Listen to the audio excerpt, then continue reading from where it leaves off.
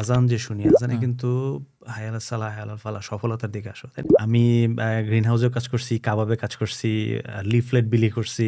আমি যেদিন পোল্যান্ড ১ম আসছি, ওইদিনই কিন্তু আমাকে বর্ডার গার্ড চেক করছে। একটা কমিউনিটি বিল্ড করতে হইলে আমাদের একটা ইনফর্মড মেম্বার দরকার। তো ফুটবলের যে একটা ক্রেজিনেস, এটা ডাকলে সবাই চলে আসে ফুটবলের জন্য। কেউ যদি ChatGPT প্রম্পটটা ঠিকমতো জেনারেট করতে পারে, তাহলে কিন্তু তাদের আর এই কনসালটেশনের দরকার হচ্ছে না। তো মোটামুটি তারা এখানে একটা অ্যান্সার পেয়ে যাচ্ছে। একটা সময় ছিল হচ্ছে ল্যাক অফ ইনফরমেশন, বাট এখন যে যুগটা, এটা কিন্তু too much information. Welcome back to another episode of unfiltered ambition. আজকে আমাদের সাথে যিনি আছেন শামীম রাসেল ভাই। তিনি গ্র্যাজুয়েশন করেছে ডিফারেন্ট ডিসিপ্লিনারি থেকে এবং সে এখন কাজ করছে টোটালি ডিফারেন্ট একটা ইন্ডাস্ট্রিতে। এবং হি ইজ নট অনলি অভিবাসী, সে একজন কমিউনিটি বিল্ডার, চিন্তাশীল মানুষ এবং পোল্যান্ডের নতুন জীবন শুরু, বাংলাদেশের বড় গ্রুপ চালানো এবং নিজের পার্সোনাল ব্র্যান্ড গড়া, সবই এসেছে ধাপে ধাপে। অ্যান্ড আজকের এই এপিসোডে আমরা জানবো তারই জার্নির গল্প এবং ভুলের ভেতর দিয়ে শেখা, কমিউনিটির জন্য কিছু করার তাগিদ, আর সেই সব প্রশ্ন যা মাঝে মাঝে নিজেকেও করতে হয়, আমি আসলে কি চাই। So ladies and gentleman, welcome our guest Shamim Rasel. Hello Priyan, আশা করি সবাই ভালো আছেন। আর শান্ত, তোমাকে অনেক ধন্যবাদ আমাকে এখানে ইনভাইট করার জন্যে। আসলে হ্যাঁ, আমি আশা করতেছি আজকে এই পডকাস্টে অনেক কিছু শেয়ার করার চেষ্টা করব।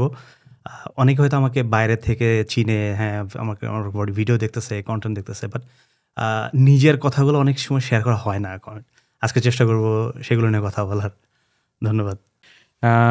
So Bhaiya, as I know, you completed your graduation in food science and nutrition, but এখন আপনি পুরোপুরি ডিফারেন্ট একটা ফিল্ডে কাজ করতেছেন।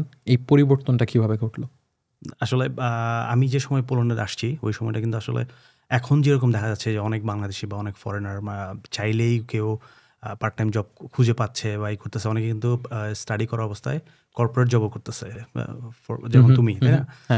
আমার ক্ষেত্রে যেটা হয়েছে, আমি যখন পড়াশোনা শেষ করলাম, আমার ইচ্ছা ছিল food science and nutrition related dietetic কোনো অ্যাজ এ ডায়েটিশিয়ান আমি কাজ করব অথবা কোনো ইন্ডাস্ট্রিতে কাজ করব। বাট যখন আমি গ্র্যাজুয়েশন কমপ্লিট করলাম, তো ওই সময়টা একটু ডিফিকাল্ট ছিল, কারণ আমি যেই ইন্ডাস্ট্রিগুলোতে অ্যাপ্রোচ করতাম, ওদের এখানে ওরা সবসময় প্রথমেই জিনিসটা চাইতো পলিশ ল্যাঙ্গুয়েজ।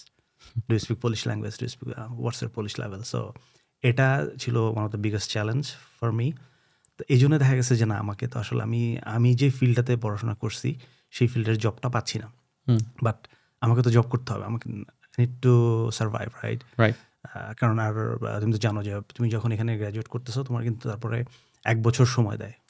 তুমি 1 বছর পোল্যান্ডে থাকতে পারতেছো। তো এই সময়টা আমার জন্য ছিল একটু চ্যালেঞ্জিং। পার্ট টাইম জব করতাম, রেস্টুরেন্টে সবাই এরকম করে, কাবাবে জব করতাম, স্যালারি পাইতাম 7 zloty, it's nothing, right? So তখন চিন্তা করলাম যে না, আমাকে আসলে আমার যে ফিল্ড সেটার বাইরে যেতে হবে। তো সেখান থেকেই আমি অন্য ফিল্ডে সার্চ করা শুরু করলাম। মিন টাইম আমাকে কাতার এয়ারওয়েজ অ্যাপ্রোচ করলো। ওদের ইয়ের থেকে HR ফোন দিল, ফোনে একটা ইন্টারভিউ হলো, পরে ওরা ডাকলো ইয়ের জন্য। আমার কাস্টমার সার্ভিসে জব করার একটা এক্সপিরিয়েন্স ছিল বাংলাদেশে এয়ারটেলে। আচ্ছা, আমি পোল্যান্ডে মুভ করার আগে ওখানে আমি ইন্টারভিউ দিয়ে টিকলাম, এয়ারটেলে জব করছিলাম 2 মাসের মতো। পরবর্তীতে যখন পোল্যান্ডে ভিসা হয়ে গেলো, তখন ওদেরকে জাস্ট রিজাইন করে চলে আসছি। তো দেখলাম যে হ্যাঁ, আমার কিছুটা এক্সপিরিয়েন্স যেহেতু আছে, তো ট্রাই করি, why not? Qatar Airways it's a reputed company, right? So গেলাম, ইন্টারভিউ দিলাম, টিকলাম, এবং আমি দেখলাম যে না, আমার এয়ারলাইন্সের প্রতি একটা আলাদা কি ছিল, কারণ আব্বা এয়ারফোর্সে ছিল, তো আমি এয়ারক্রাফট নিয়ে খুব গোতাগুতি করতাম। তখন ওইটা থেকে আরেকটু ইন্টারেস্টেড হইলাম, এবং তারপরে দেখলাম ওরা GDS শেখাচ্ছে, বিভিন্ন সিস্টেম শেখাচ্ছে, তো এটা তো আরও ভালো লাগলো যে wow, I learning something not IT but something related, right? So আমাদের প্রোগ্রাম শিখলাম, এটি করলাম। তো এইটা ছিল মেইন সুইচ, মেইন রিজন হচ্ছে পলিশ ল্যাঙ্গুয়েজ, যেটা এখনও খুব একটা পারি না, কাজ চলার মতো পারি, বাট এখান থেকে আসলে মেইন সুইচটা হয়েছে। তারপরে কাতার এয়ারওয়েজে জব করলাম 2 বছর 1 মাস। এরপরে ইউরোক্লিয়ার একটা ব্যাংক ছিল, বেলজিয়ান একটা ব্যাংক, ওদের এখানে ব্যাংকিং অপারেশন স্পেশালিস্ট হিসেবে জয়েন করলাম। ওদের ওখানে ইন্টারভিউ দিলাম, এবং ইন্টারভিউ টিকে গেলাম। ওরা উইদিন 1 উইক ডিসিশন দিয়ে দিয়েছে একদম। পরে তখন মুভ করলাম হচ্ছে ক্রাকোভে। আমি স্টাডি করছি কিন্তু পোজদানে। আমি তো অলরেডি পোল্যান্ডের 3টা শহরে থাকছি, পোজদান, ক্রাকোভ, ব্রোটসলাভ, ব্রোসওয়ে সবচেয়ে বেশি সময় থাকা হয়েছে, এখনও ব্রোসওয়েই থাকতেছি। আর পরে ক্রাকোবে মুভ করলাম, ক্রাকোবে বা ব্যাংকে ছিলাম হচ্ছে ব্যাংকিং অপারেশন স্পেশালিস্ট হিসেবে ছিলাম 1.5 বছর। এরপরে 6 মাস কাজ করলাম হচ্ছে কোলাটারাল ম্যানেজমেন্ট ওই টিমে। আচ্ছা আচ্ছা। তো তখন ব্যাংকিং সম্বন্ধে একটা ভালো একটা আইডিয়া হইলো এবং দেখলাম this is a good industry. Like এটা হচ্ছে যেটাও দেখলাম যে আসলে তুমি যদি এখন ওয়ার্ল্ডের কথা চিন্তা করো, ইনভেস্টমেন্ট প্লাস এই যে ব্যাংকিং, এটা কিন্তু সব জায়গায় ছড়ায় আছে। আমি হালাল হারামের প্রশ্নে যাব না, বাট আমরা যদি ওভারঅল চিন্তা করি, এটা কিন্তু ওয়ার্ল্ড ওয়াইড কানেক্টেড। প্লাস হচ্ছে এই ইনভেস্টমেন্ট ব্যাংকিং এবং আমরা যেমন কি হয়, তুমি আজকে টাকা সেভ করতেছো, তোমার টাকা কিন্তু ইনফ্লেশনের কারণে টাকাটা কমে যাচ্ছে, বেসিক্যালি তোমার বাইং পাওয়ার কমে যাচ্ছে, সব হয়ে যাচ্ছে। বাট তুমি যখন ইনভেস্ট করতেছো, এটা কিন্তু অ্যাটলিস্ট তুমি সিমিলার প্রাইসে ধরে রাখতে পারো, অথবা এটা আরো গ্রো করতে পারে। বিশেষ করে কোভিডের সময় কিন্তু স্টকের যে ফল ডাউন হয়েছিল, সেখান থেকে আবার যে জাম্প ব্যাকটা করছে, তো সেখান থেকে কিছু ফ্যাসিনেশন ছিল। বাংলাদেশে স্টক মার্কেটে কোথাও ইনভেস্ট করতাম, তো সেখান থেকে কিছুটা আসলে ইন্টারেস্টেড হইলাম যে না, let's give it A shot. So interesting, এইটা ছিল মেইন শুরু ব্যাংকিং এর। আমি তোমাকে বলতেছি 2018 কথা। তখন তো 2018-তে আর কি ইউরোক্লিয়ারে জয়েন করলাম, and everything starts from there. So shifting your career, right? আপনার কি এমন কোনো টাইমে মনে হয়েছে যে like this is not my place, like এটা আমার জায়গা না, নাকি it like you created like step by step like your whole career path? এটা আসলে যখন আমি ক্যারিয়ারটা পাথটা যখন ক্রিয়েট করছি তখন মনে হয়, বাট এটা আমার এখন মনে হয়। Interesting. I mean, what I know now, if I knew back then, I think it would be something different. Like, আমি বিজনেসের সাথে জড়িত আছি 2 বছর যাব। না, নট 2 বছর, আসলে যদি প্রপারলি হিসাব করে 4 বছরের উপর হবে, 4 বছরের উপর হবে। বাট এখন যেটা করতেছি এটা অ্যারাউন্ড 2 বছর। তো আমার যদি আজকে যে নলেজটা আছে সেটা যদি তখন আমি নলেজটা ছিল, বাট আমি বলবো পারিপার্শ্বিকতা বা যেমন পোল্যান্ডেরও কিছু সিচুয়েশন চেঞ্জ হয়েছে, সব কিছু মিলায়া আমার যদি এই নলেজটা তখন থাকতো, তাহলে হয়তো আমি বিজনেসই করতাম। তখনই বিজনেস করতাম, আমি হয়তো জব করতামই না। ইন্টারেস্টিং। আমার কাছে মনে হয়েছে পোল্যান্ডে বিজনেস করার একটা খুবই ভালো একটা কিছু ফিল্ড আছে, যেগুলো আছে তখন এমটি ছিল। এখন আমরা হয়তো দেখতেছি বাংলাদেশের অনেকে রেস্টুরেন্ট করতেছে, ট্যাক্সি বিজনেস করতেছে, বাট তখন কিন্তু এগুলো কিছুই ছিল না। বাট রেস্টুরেন্ট কিছু ছিল, বাট ট্যাক্সি বিজনেস বলো বা কনসালটেন্সি ফার্ম, যেটা এখন আমি করতেছি, এটা ছিল না। আমরা যে রেসিডেন্স কার্ডের করতেছি, লিগাল ফার্ম যেটা, এগুলো কিন্তু ওইরকম ছিল না, এত পপুলারও ছিল না। মানে আমি অনেকে হেল্প করছি টিআরসি আবেদনের জন্য। বাংলাদেশে এক ভাই ছিল ইউএসএ থেকে আসছে, সে জানতও না যে টিআরসির আবেদন করা যায়। তার প্রতি 3 মাস পর সে ইউএসএ চলে যেত, আবার আসতো, 3 মাসের ভিসা হইতো। পরে যখন ওনাকে আমি বললাম, উনি তখন বললো যে what are you talking about, আমি এটা পসিবল? আমাকে জি ভাই চলেন দা করে দিই। তখন কিন্তু আমার আবেদন আমি নিজে করতাম, হ্যাঁ, স্টুডেন্ট হিসেবে করতাম, জব সিকিং ভিসা, সব কিছু আমি নিজেই করতাম এটাতে। এবং যে জিনিসটা সবাই খুব ভুল করে, আমার মনে হয় এটা এখনও অনেকের একটা মিসকনসেপশন আছে, যে আমাকে এই নিজের আবেদন করার জন্যে বা লিগ্যাল প্রসেস এটা ম্যাটার হ্যান্ডেল করার জন্যে আমাকে লয়ার হইতে হবে। Not necessarily, you don't need to be a lawyer. Exactly, just knowledge থাকাটা জরুরি। কারণ যখন আমি কারো লিগ্যাল ম্যাটার নিয়ে হ্যান্ডেল করবো, নলেজটা খুব ইম্পর্টেন্ট। কারণ আমার একটা সিদ্ধান্তের কারণে উনার ফেটটা ডিফারেন্স হয়ে যেতে পারে। যেমন অনেকে আমি দেখছি সিম্পল ভুলের কারণে ডিপোর্ট হয়ে যাচ্ছে। হ্যাঁ, এটা তো আসলে খুবই প্যাথেটিক। তো যেটা থেকে শুরু, what I know now, if I knew back then, আমি মোস্ট প্রবাবলি বিজনেস করতাম, আমি জবের দিকে যাইতামই না। Interesting perspective. Then again, like how difficult it was to, মানে কতটুকু চ্যালেঞ্জিং ছিল আপনার জন্য, মানে even now what you're seeing like challenges every day in life, like by changing your profession, or even আপনি যে বললেন যে আপনার বিজনেস আগে যদি জানতেন তাহলে আপনি বিজনেস স্টার্ট করতেন, like what kind of challenges that you're facing every day? আমি যদি ক্যারিয়ারের কথা চিন্তা করি, তাহলে আসলে আমার মনে হয় one of the biggest challenge যেটা ছিল হচ্ছে বিজনেসের জন্য খুবই বড় চ্যালেঞ্জ যেটা হয়তো কমিউনিকেশন, পোলিশ ল্যাঙ্গুয়েজটা, এটা খুবই ইম্পর্টেন্ট ছিল। বিশেষ করে হয়তো আমাকে কথা বলতে হবে না, বাট কিছু টার্মিনোলজি আছে সেটা আমাকে জানতেই হবে। হ্যাঁ, আমি যখন উসন্তে যাচ্ছি বা কোনো একটা ল ফার্মে যাচ্ছি, ওদেরকে আমি যদি পোলিশ যে স্পেসিফিক ওয়ার্ডটা জানি, আমাকে দেখা যাচ্ছে 5 মিনিট যে আমি ইংরেজিতে এক্সপ্লেন করার চেষ্টা করতেছি সেটা করা লাগতেছে না। তো এটা one of the biggest challenge আমি মনে করি। বাট এর পাশাপাশি নলেজ গ্যাদারিংটা, হ্যাঁ, এটা এটা এটা খুবই ইম্পর্ট্যান্ট একটা জিনিস। এবং কোন সোর্স থেকে নিচ্ছি, কারণ এখন কিন্তু তুমি যদি খেয়াল করো, এখন আমাদের একটা সময় ছিল হচ্ছে ল্যাক অফ ইনফরমেশন, বাট এখন যে যুগটা এটা কিন্তু টু মাচ ইনফরমেশন, এবং এখান থেকে ফিল্টার করে কোনটা আসল বা কোনটা অথেন্টিক এটা বের করাটা খুব important. Gathering the right information এবং এটাকে কিভাবে আমরা ইউজ করতেছি সেটাও একটা ইম্পর্টেন্ট জিনিস। তো এটা হচ্ছে one of the biggest challenge. আর ক্যারিয়ার সুইচের কথা যেটা বলবো, ওই যে ল্যাঙ্গুয়েজটাই সেম ল্যাঙ্গুয়েজটা চলে আসবে। তো আমি মনে করি আসলে এটা শুধু পোল্যান্ডের জন্য না, আমরা ইউরোপের যেখানে আসি না কেন বা বাংলাদেশের বাইরে যে দেশেই যাই না কেন, লোকালদের সাথে চলতে হলে, লোকালদের সাথে যদি আমাদের মিশতে হয়, লোকাল ল্যাঙ্গুয়েজটা খুব ইম্পর্টেন্ট, যেটা এখন খুব হারাহারে টের পাচ্ছি। ল্যাঙ্গুয়েজ শিখতে হবে আর কি। Okay, we talked about your challenges. So এখন আমরা চলে যাব আপনার পোল্যান্ডের শুরুর দিনগুলো, যে আপনার পোল্যান্ডে like when you came first in Poland, right? How it was like, কেমন ছিল শুরুর দিনগুলো, এবং একেবারে পুরনো স্ট্রাগল নিয়ে লাইক how it was. আমি মজার একটা জিনিস শেয়ার করি, এটা মনে হয় অনেকেই জানে না। মানুষ এখন তো সবাই দেখতেছে বর্ডার গার্ড এসে চেক করে।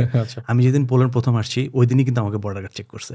ইভেন আমি ডর্মে যাইও নাই, আমি স্টাডি করতে আসছি পোজনানে। তো আমি যখন ওয়ার্সোতে ল্যান্ড করলাম, তো ওয়ার্সো বড় ভাই ছিল পুলক ভাই, উনি মারা গেছেন। তো উনি আমাকে হেল্প করছে খুব, এবং আমি ওনার প্রতি সবসময় কৃতজ্ঞ। তো উনি আমাকে এয়ারপোর্টে রিসিভ করলো, বাসে করে উনি আমাকে ট্রেন স্টেশনে আসছে, টিকিট কেটে দিছে। তো আমি পোজনানে গেলাম, ট্রেনের থেকে নামছি, নেমে জাস্ট ওয়েট করতেছি। আমার রুমমেট ছিল রিকার্ডো, মেক্সিকোর, ও হচ্ছে আমাকে নিতে আসবে। ওর সাথে আমার হোয়াটসঅ্যাপে কমিউনিকেশন হইতো, তো আমাকে নিতে আসবে। তো আমি ওয়েট করতেছি, তখনই আমাকে বর্ডার গার্ড এসে ধরছে যে, এবং কথা জিজ্ঞেস করছে যে ওয়ার ইউ ডুইং হিয়ার। তো কথা বললাম। প্রথমে জিজ্ঞেস করছে, ডু ইউ স্পিক পোলিশ? আমি না, পোলিশ পারি না, মাত্র আসছি। তো তখন হচ্ছে ওর ব্যাচ দেখাইলো যে ওর বর্ডার গার্ড থেকে আসছে, এই। তো আমি কেন এখানে কী করতেছি? তো আমি আমার সব ডকুমেন্ট দেখাইলাম, কিছু করলাম। তো এবং এটাই আমার লাইফে ফার্স্ট অ্যান্ড লাস্ট। এরপরে আমাকে বর্ডার গার্ড কখনো চেক করে নাই। আমি যে টিআরসির আবেদন করছি তখন আমাকে কখনো বর্ডার গার্ড চেক করতে আসে নাই। I don't know why. Interesting. হ্যাঁ, আই ডোন্ট নো ওয়াই। কিন্তু এই ছিল so far first and last border guard checking হলো।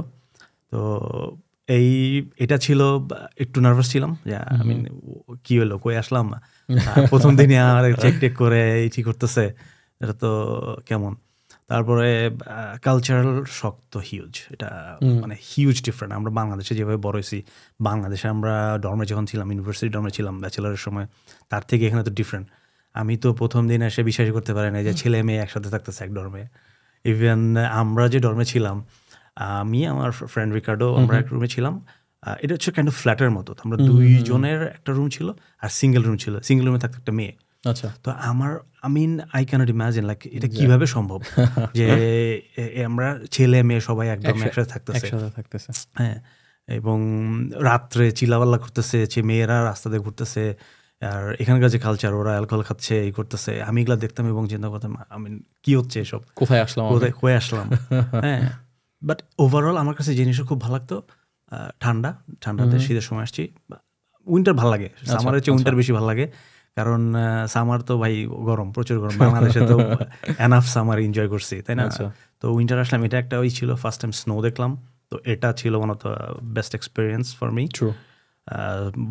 আমার মনে আছে বরফ পড়তেছে, আমি জিব্বা বের করে ধরার চেষ্টা করতেছি বাচ্চাদের মতো আর কি। তো এটা ছিল একটা ইনসিডেন্ট ভালো লাগছে, যেটা ইউনিভার্সিটির কালচার এগুলো ভালো লাগছে। বাট ওভারঅল চ্যালেঞ্জিং যে বিষয়টা বলবো, তখন হচ্ছে আমার ক্ষেত্রে ল্যাঙ্গুয়েজটা খুব একটু বেশি প্যারা দিছে, কারণ তখন 2014-তে আসছি আমি। তখন তো আসলে ওরকম ইংরেজিতে কথা বলার লোকও ছিল না, মানুষদেরকে বলা লাগতো যে ডু স্পিক ইংলিশ, মুই বাঙ্গেলসকু। তো তখন ওরা যখন বলতো যে ইয়েস নো তাক, তো তখন আস্তে আস্তে বুঝলাম যে না, আমাকে কিছুটা চলার জন্য শিখতে হবে। এরপরে যে এই চ্যালেঞ্জটা ফেস করছি সেটা হচ্ছে পার্ট টাইম জব পাওয়া। এখন যেরকম রেস্টুরেন্ট অ্যাভেলেবল আছে, তখন কিন্তু এরকম ছিল না। হ্যাঁ আমাদের খুব স্ট্রাগল করা লাগছে। বিশেষ করে আমার মনে আছে আমি সিভি নিয়ে অনেক রেস্টুরেন্টে ঘুরছি। ইভেন পিৎজা হাটে আমি ইন্টারভিউ দিছি। তো ইন্টারভিউ দিলাম আধা ঘন্টা 40 মিনিট দেওয়ার পরে 1 সপ্তাহ পরে আমাকে না করে দিল যে না তোমার পুলিশ যেটা জানো it's not enough, so we can't hire you. সানেপিট বই করলাম ওদের জন্যে, ওরা অবশ্য সানেপিট বইয়ের জন্য যে খরচ হয়েছিল সেটা আমাকে রিফান্ড করে দিছিল। তো বাস এটা কাজে লাগছে। পরবর্তীতে আমি আবার নেদারল্যান্ডস গেলাম। নেদারল্যান্ডে কাজ করলাম। তখন সামার ছিল, তো আমাদের ইউনিভার্সিটি থেকে ওরা হচ্ছে স্টুডেন্টদেরকে করতো। ও আচ্ছা, ইন্টারেস্টিং।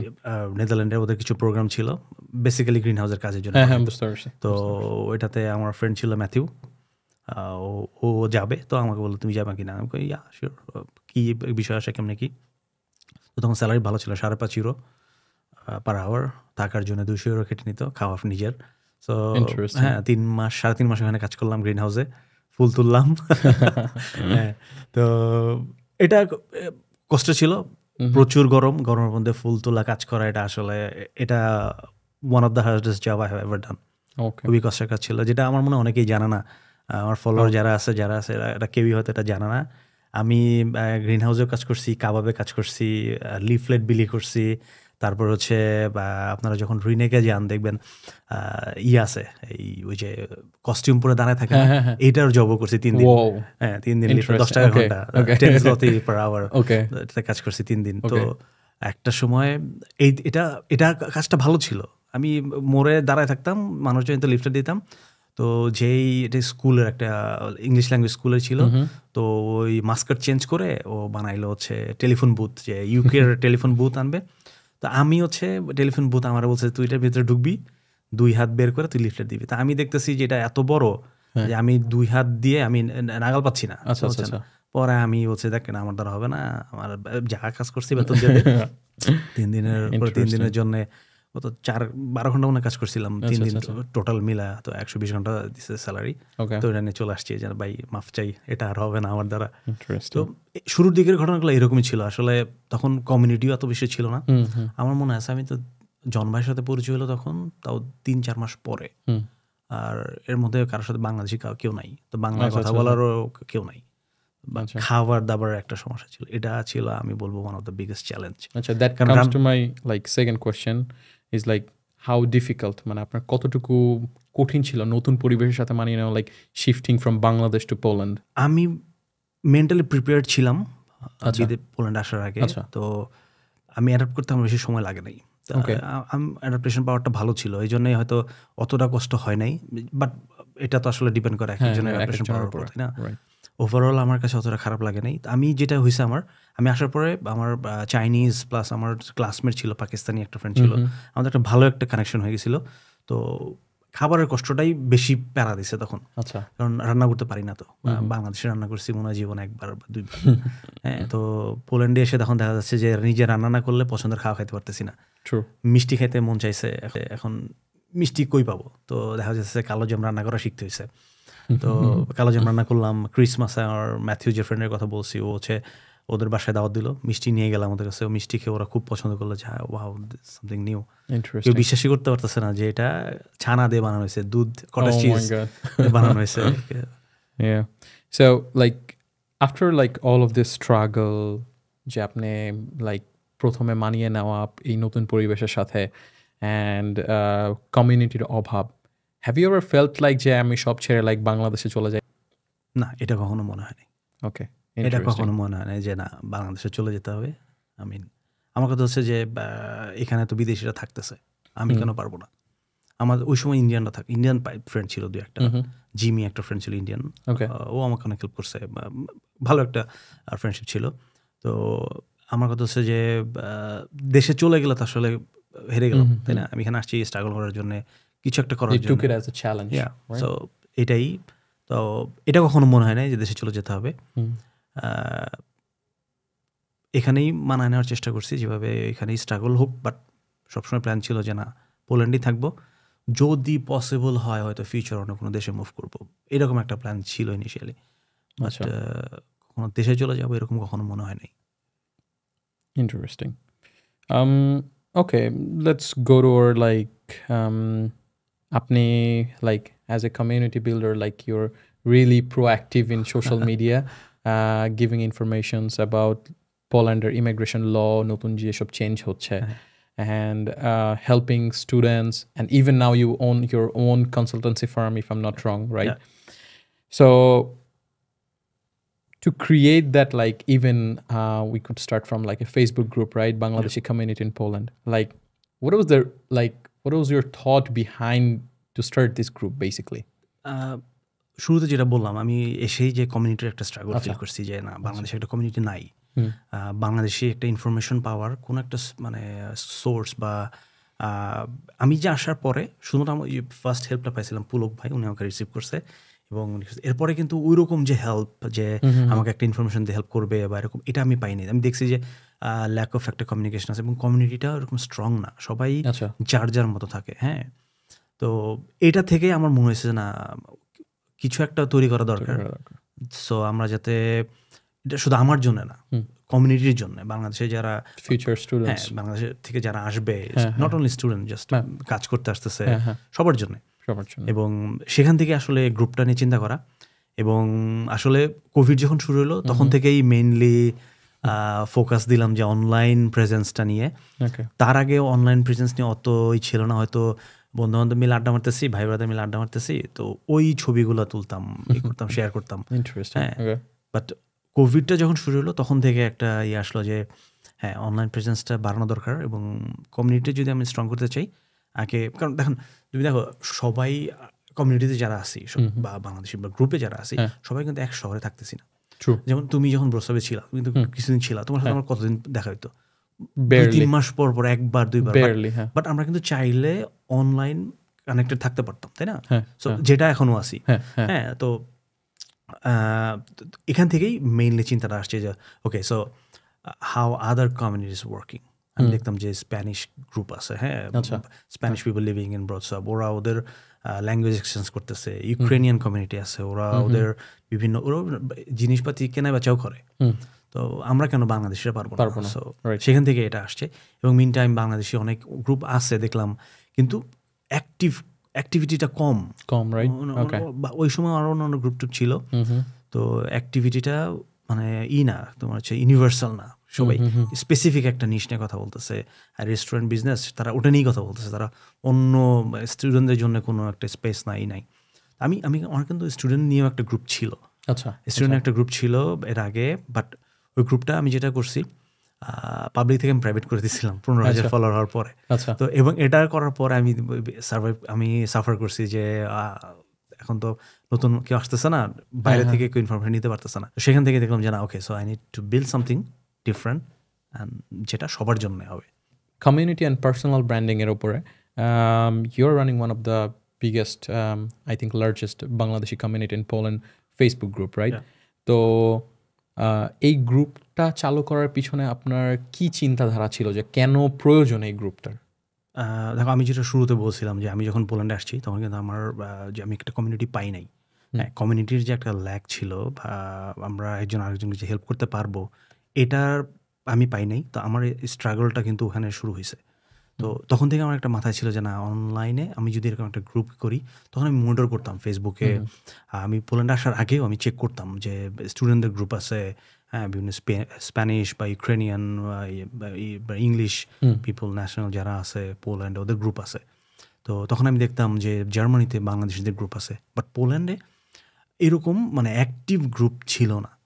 যেটা ছিল হয়তো স্পেসিফিক একটা নিশ নিয়ে কথা বলতো, বিজনেস বা চাকরি, রেস্টুরেন্টের এগুলো নিয়ে কথা বলতো। স্টুডেন্টদের নিয়ে একটা গ্যাপ ছিল।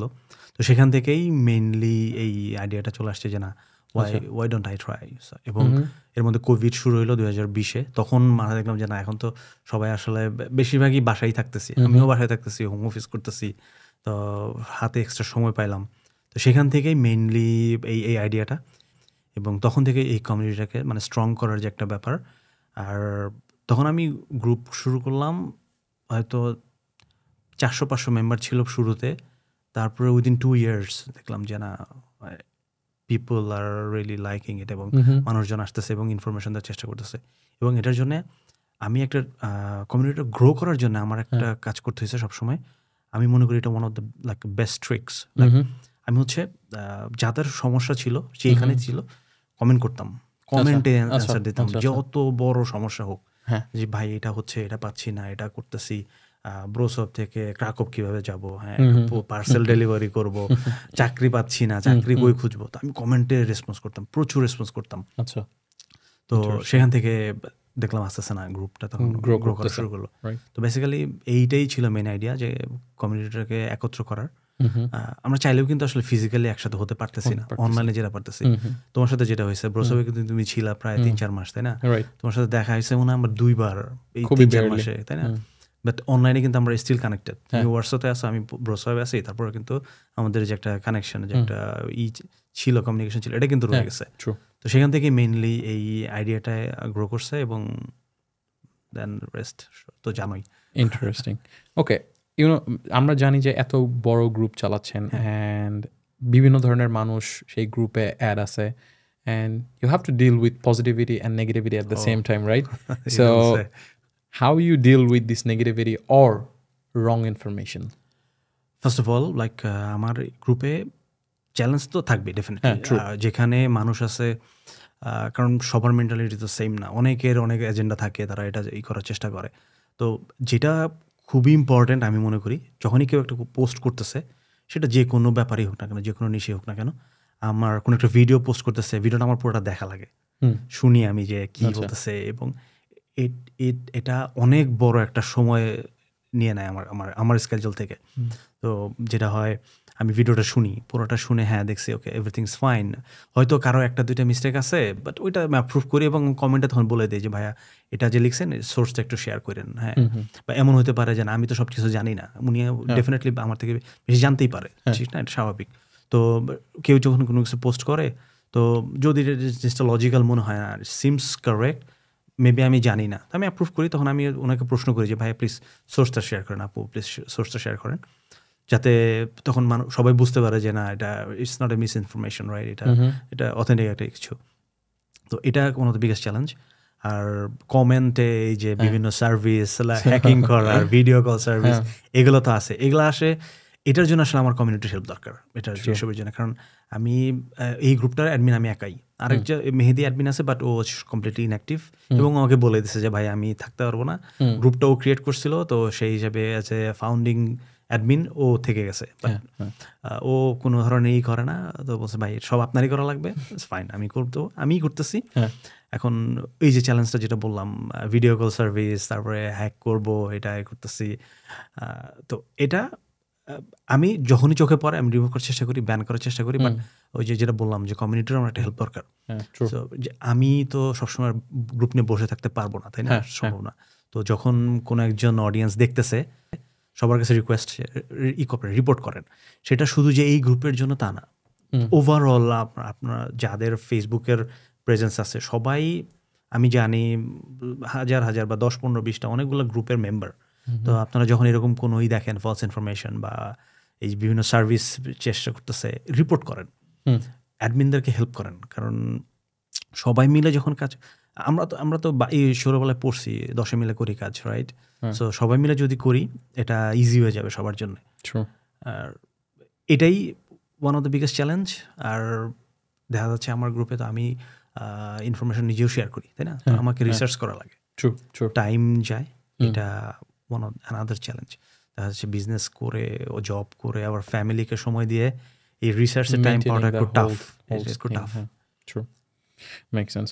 Okay, and yeah, I see you have like quite busy life, right? Apnar family আছে, you have business, you do full-time job, and পাশাপাশি you are also creating your personal branding. So এই personal brand তৈরি করার পিছের মানে মূল কারণটা কি? Like how you are doing this stuff? আসলে পার্সোনাল ব্র্যান্ড তৈরি করার শুরু থেকে আমার কোনো প্ল্যান ছিল না। আচ্ছা, আমি যখন ওই যে গ্রুপে প্রেজেন্সটা ছিল, আমি ভিডিও কমেন্ট করতাম, তো হঠাৎ করে একদিন দেখি যে আমার 15,000 ফলোয়ার।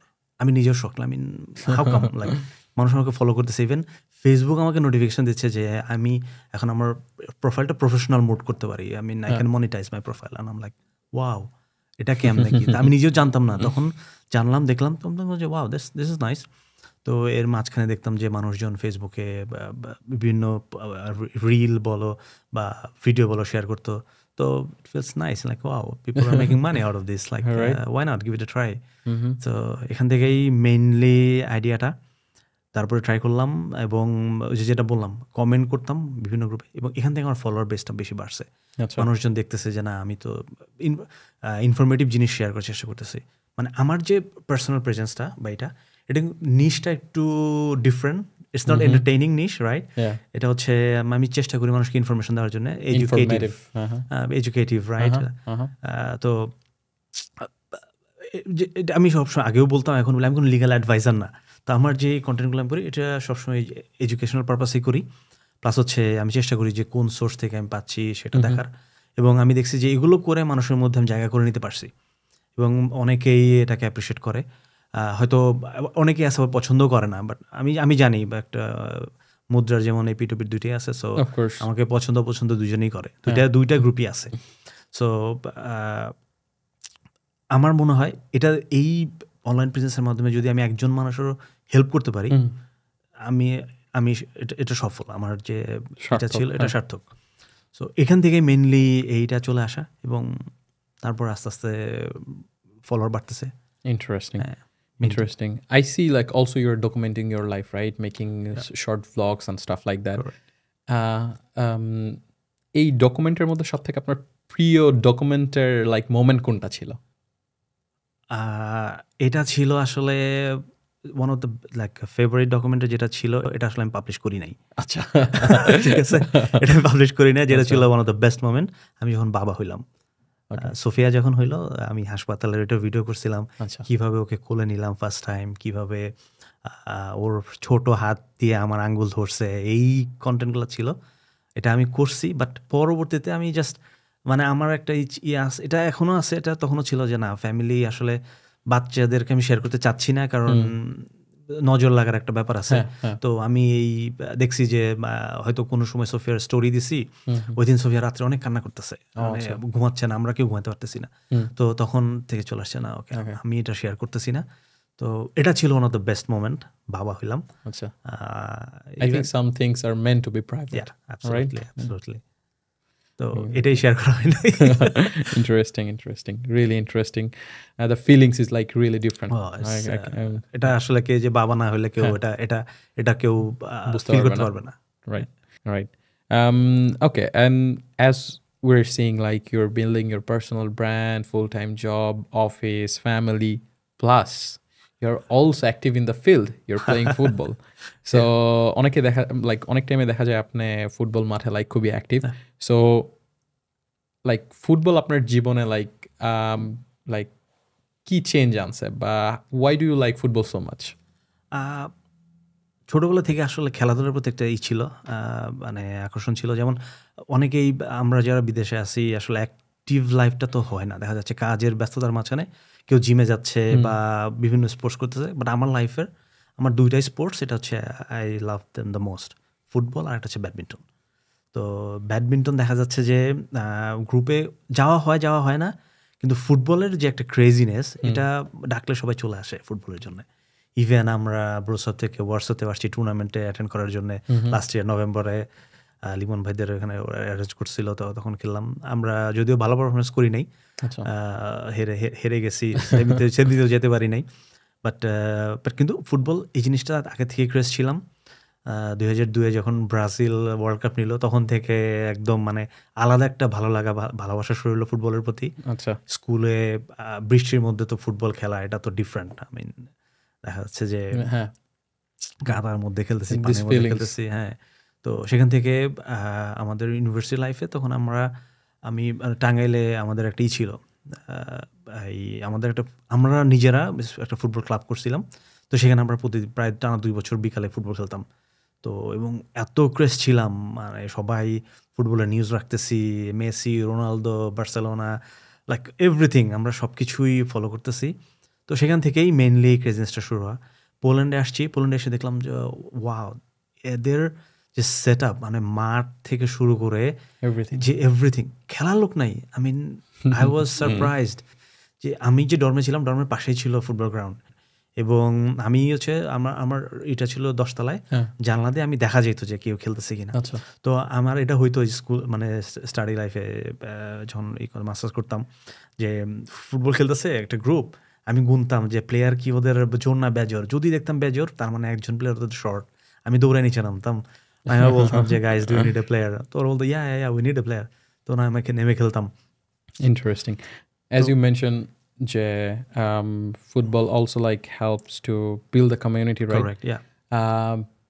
এবং ফুটবল, আই থিঙ্ক ফুটবল মানসিক স্বাস্থ্যের জন্য খুবই লাইক ইম্পর্টেন্ট একটা রোল প্লে করে। নট অনলি ফুটবল, লাইক শারীরিক কসরত, Any ব্যায়াম, sports, yeah. Right, Any in sports. General sports.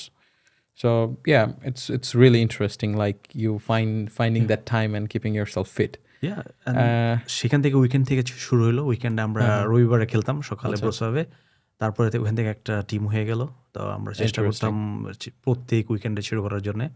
এটা নিয়ে জুনের 28 তারিখে আমাদের একটা টুর্নামেন্টের আমরা আয়োজন করার চেষ্টা করতেছি। তো হোপফুলি অনেকে আসবে, তুমিও ইনভাইটেড, টিম একটা রেডি করো। Thanks for the invite. So ভাইয়া, now let's talk about your like জীবন দর্শন or আত্মজিজ্ঞাসা, রাইট? খুবই ইন্টারেস্টিং একটা টপিক। Yeah, it is. এই যে ডিসিপ্লিন বদল বা অভিবাসনের অভিজ্ঞতা, কমিউনিটি গঠন, এই সব কিছু মিলিয়ে লাইক জীবন দর্শনের মধ্যে সব থেকে আপনাকে কি বেশি সাহায্য করছে, like as a life philosophy? আমি একটা জিনিস বিশ্বাস করি, সেটা হচ্ছে যে আমি যদি আজকে কাউকে হেল্প করি, it will come back to me. তো মেইনলি এইটা একটা খুব বড় একটা ইনফ্লুয়েন্স ছিল আমার মনে হয়। কারণ আমার মনে আছে যে আমি যে পুলক ভাইয়ের কথা বলছিলাম, উনি আমি যখন আসলাম, উনি আমাকে যে হেল্পটা করছিল, কারণ আমি কিন্তু খুবই মানে আমার এসে খুব স্ট্যান্ডার্ড মনে হয়েছে যে আমি কিছু বুঝতেছি না পোলিশ ভাষা, তো আমার কাছে এটা খুবই লাগছে। তো সেখান থেকে আমার মনে হয় একটা চলে আসছে যে কীভাবে মানুষকে হেল্প করতে পারি।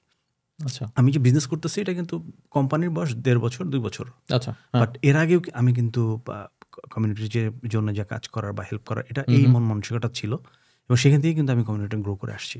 সো আমি বলবো আসলে যেমন আমরা বিদেশে যে আর আসছি, এখানে কিন্তু আমার আত্মীয় স্বজন ফ্যামিলি কেউ নাই। আমরা এক একজন বাংলাদেশি, এক একজনের we can work as a family, right? So এটাই one of the most like আমার জন্য বেশি ইন্সপিরেশন ছিল যে আমি কিভাবে আরেকজনকে হেল্প করতে পারি। কারণ আজকে হয়তো আমি একজন হেল্প করতেছি, কালকে আমার হেল্পটা লাগবে, তো কেউ আমাকে হয়তো হেল্প করবে। হ্যাঁ, বাট এর বাইরেও আরেকটা জিনিস যেটা আছে যে আমরা একটা কমিউনিটি বিল্ড করতে হইলে আমাদের একটা সব মেম্বার, একটা ইনফর্মড মেম্বার দরকার, যিনি বুঝে জানে। কারণ আমি যদি একটা জিনিস না জেনে আমি কীভাবে আরেকজনকে হেল্প করবো? সো এটা হচ্ছে আরেকটা দিক আমার মনে হয়েছে, এই জন্য মানুষকে ইনফরমেশন দিয়ে এডুকেটিভ ভিডিও বানানো, এটা হেল্প করছে। এইভাবে আসলে মেইনলি এটা শুরু হয়েছিল। Interesting. Another question, like as you're like working and you have like a lot of experience, right? আপনি সাকসেস কিভাবে ডিফাইন করেন? And did it change by time, যে টাইমের সাথে সাথে কি আপনার সাকসেসের সংজ্ঞাটা কি পরিবর্তন হয়েছে? এটা চেঞ্জ হয়েছে। যেমন আমার মনে আছে আমি যখন পোল্যান্ডে আসার আগে আমার মনে হয়েছে পোল্যান্ড যাইতে হবে, এটা it's a part of success, right? এটা হচ্ছে একটা জাস্ট পাথ তৈরি হয়েছে আমার জন্য। তখন মনে হয়েছে পোল্যান্ডে আসছি, ভিসা হয়েছে, আমি সফল। সো এটা যেমন তখন মনে করতাম, বাট আমি যখন স্টাডি শেষ করলাম, জব পাইছি, আমি I got a good job working in a corpo, এটা মনে হয়েছে ডিফারেন্ট আরেকটা মনে হয়েছে। তারপরে বিজনেস স্টার্ট করলাম, হ্যাঁ, এটাও মনে হয়েছে যে আমি সফলতার আরেকটা পাইলাম। But end of the day আমার কাছে মনে হয়েছে যে বর্তমানে এখন যদি আমরা এই জিনিসটা করি, আমার যদি if I have a family and if I don't need to think about money, about my expenditure, আমি কী খরচ করতেছি আমার ভাবতে হচ্ছে না, 10 বার চিন্তা করতে হচ্ছে না, হ্যাঁ, ফাইন্যান্সিয়াল ফ্রিডম আছে, এবং ফ্যামিলির সাথে আমি সময় স্পেন্ড করতে পারতেছি, আমার কাছে মনে হয় এটাই, তাহলে লাইফটা সফল। আচ্ছা, আর এর বাইরে যেমন অনেক হয়তো চিন্তা করবে যে না আমি কি বলে প্যাসিভ কিছু ইনকাম থাকলো, হ্যাঁ, ফাইন্যান্সিয়াল একটা থাকলো, ফ্রিডম, টাকা থাকলো, এটা কিন্তু আসলে টাকাটা হচ্ছে বাই প্রোডাক্ট, তাই না? ইটস এ টুল। আমি যদি এটাকে ঠিকমতো ইউটিলাইজ করতে পারি, আমি মনে করি এটাই সফলতা আসলে। রাইট। তারপরে আরেকটা জিনিস একটু অ্যাড করতে চাই, সেটা হচ্ছে যে আমরা ফ্যামিলির কথা যাই বলি, আমাদের ভিতর ধর্মেরও একটা ব্যাপার আছে, হ্যাঁ। ধর্ম ফলো করা। হ্যাঁ। ধর্মটাকে আসলে যেভাবে করা হয়েছে এখানে, আমরা কিন্তু আজান যে শুনি, আজানে হ্যাঁ। কিন্তু হায়াল সালাহ হায়াল ফালা, সফলতার দিকে আসো, তাই না? আচ্ছা, সো আমরা যদি মানে ধর্মটাকে ফলো করি, হ্যাঁ, দ্যাট মিনস এটাই কিন্তু আসল সফলতাটা কিন্তু আসলে ওইখানেই। রাইট। যে যাই বলে আজকে আমি কনসালটেন্সি ফার্ম করতেছি, আমি বিলিয়নিয়ার, বাট আমি দিন শেষে এখনো মারা যাচ্ছি, আমার গ্রেভিয়ার কবরের যে প্রশ্নোত্তর পর্ব আমি ফেল করলাম, হ্যাঁ, বিগেস্ট ফেল। তাহলে তো আসলে আমার এই সফলতাতে কোনো দাম নাই। হ্যাঁ। সো আমি মনে করি দিন শেষে এটাও খুব অনেক বড় একটা ইম্পর্টেন্ট, মানে এটাই মেইন সফলতা আসলে। Interesting. Okay. It's really interesting perspective. And another question that I really like to know, যে আপনি যদি এখন ধরেন আপনি ফিরে গেছেন আপনার 20 কি 22 বছর বয়সে, would you do something different? মানে এখন যেটা করতেছেন এর থেকে কিছু ডিফারেন্ট করতেন, বা you had the chance and you were like no, I would be doing the same thing? I'm pretty sure I would do different, because আমি পোল্যান্ড আসছি কিন্তু 25 বছর বয়সে। আচ্ছা। তো 22 বছর বয়সে যদি আমি ফেরত যাই তাহলে হয়তো আমি পোল্যান্ডে আসতাম না। আচ্ছা। কারণ এখন আমার যে নলেজ যেটা আছে বা যে আইডিয়া যেটা আছে, যেভাবে আমি দুনিয়াটা দেখতেছি, আমি তো বাংলাদেশে বিজনেস করতাম, সেটা ছোট বিজনেস হোক বড় বিজনেস হোক, যে কোনো একটা বিজনেস করতাম, তখন হয়তো আমার বিদেশে আসা হইতো না। So yeah, I would do something different, definitely. Interesting. Another thing I would like to know, যে এখন like it's a bit of personal question, but like maybe যে এখন আপনার সামনের পরিকল্পনা কি, বা what you're doing, যে যেটা নিয়ে আপনি নীরবে কাজ করে যাচ্ছেন, which we'll see in future maybe. আমার কিছু আইডিয়া আছে, যেমন বেশিরভাগ আইডিয়া হচ্ছে কন্টেন্টকে ঘিরে। আচ্ছা।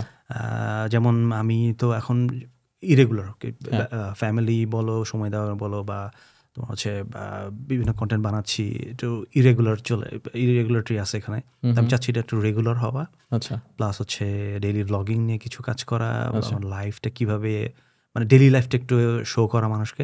এর পাশাপাশি আমি শিখতেছি, এখনো শিখি, এখনো সময় পাইলেই দেখা যাচ্ছে উইকেন্ডে 1 ঘন্টা বসি, আমি এআই অটোমেশন নিয়ে একটু ঘাটাঘাটি করি। কারণ ফিউচার যেদিকে যাচ্ছে আসলে উপায় নাই, তাই না, ধরে রাখতে হবে। তো এটা নিয়ে কিছু প্ল্যান আছে। আর প্যাসিভ যদি কিছুই করা যায়, যে হ্যাঁ আমি একটা ইনকাম স্ট্রিম তৈরি করলাম যেটা আমার প্যাসিভলি আমাকে ইনকাম দিচ্ছে, so not for me but আমার বাচ্চার জন্য, হ্যাঁ, এরকম কিছু যদি করার কোনো অপশন থাকে, এটা নিয়ে একটু কাজ করার চিন্তা ভাবনা আছে। এআই যেহেতু আমরা দেখতেছি এখন এআই এর দুনিয়া, রাইট?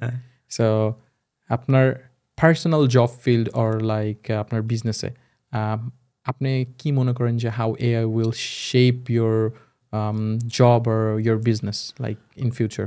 আমি ফাইন্যান্সিয়াল সেক্টরে আছি, যেটা হ্যাঁ, এখানে এআই দিয়ে আসলে ওদের আমার মনে হয় 60-70% কাজ করে ফেলা সম্ভব। ইন্টারেস্টিং। এখানে অটোমেশনের হিউজ জায়গা আছে। তো আমার বেসিক তো আইটি না, তো আমাকে যে জিনিসটা, ধরো যার আইটি ব্যাকগ্রাউন্ড আছে, আইটি নিয়ে পড়াশোনা আছে, যে ওনার কারো যদি শিখতে 1 মাস লাগে, এখানে আমার 1 বছর লাগবে। আমি মনে করি আমার অ্যাটলিস্ট 1 বছর লাগবে।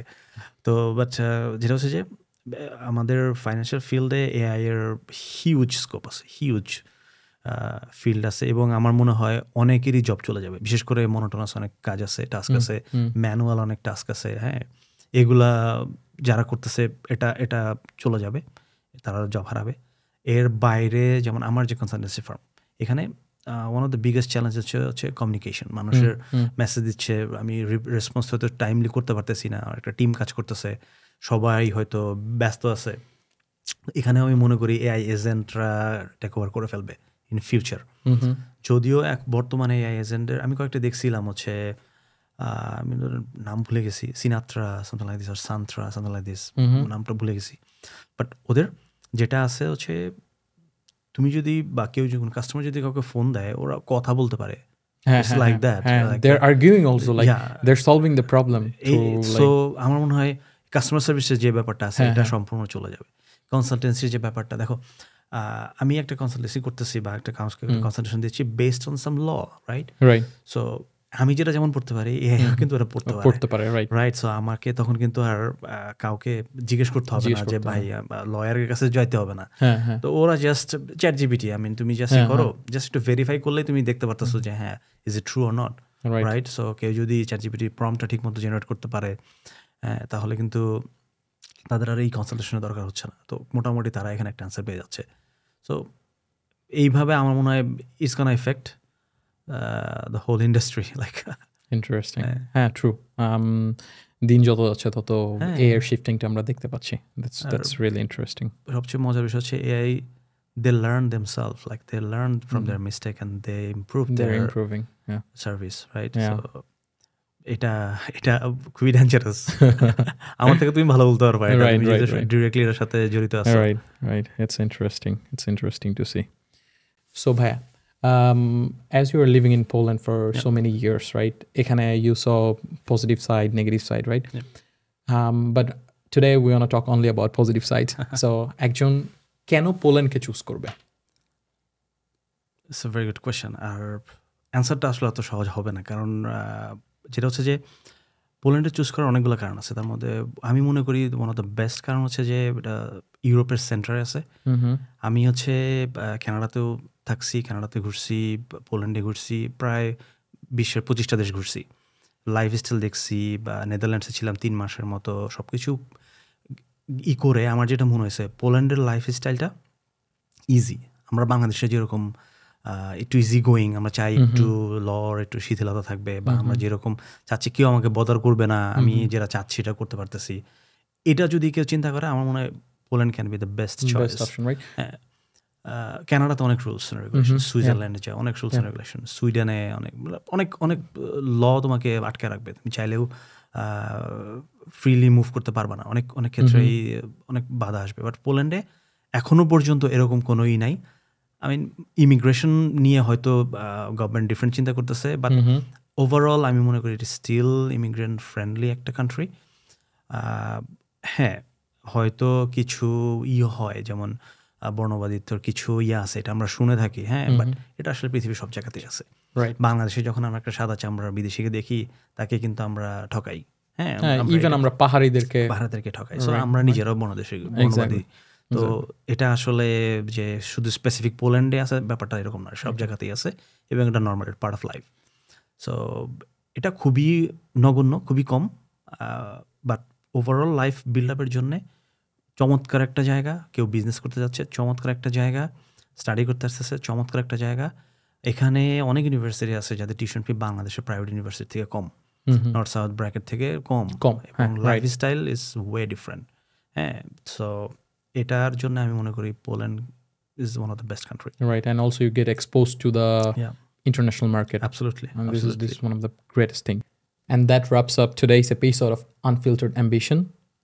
হামিম ভাইয়ের গল্প থেকে আমরা দেখলাম ডিসিপ্লিন বদলানো, দেশ বদলানো আর নিজেকে খুঁজে পাওয়ার এই যাত্রাটা সহজ নয়, কিন্তু অসম্ভব নয়।